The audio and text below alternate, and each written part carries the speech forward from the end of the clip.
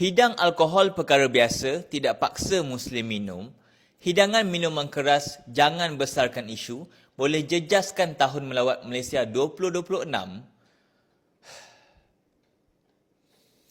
Ngakomeng, kamu tu Menteri Malaysia atau Menteri Negara Barat?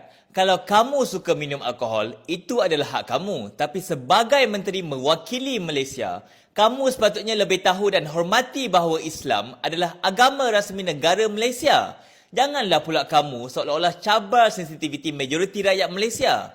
Perdana Menteri dan Timbalan Perdana Menteri pun tidak setuju program kerajaan hidangkan alkohol. Tapi kamu pula seolah-olah tidak kisah langsung. Baru sekali jadi menteri, gaya mengalahkan PM. Bila sebut program kerajaan, ianya bukan lagi hal individu. Ia membawa nama negara. Bila tetamu luar hadir, cara kita meraihkan mereka mesti cerminkan nilai dan maruah Malaysia. Amat tidak wajar apabila seorang menteri seolah-olah cuba menormalisasikan alkohol dalam program kerajaan.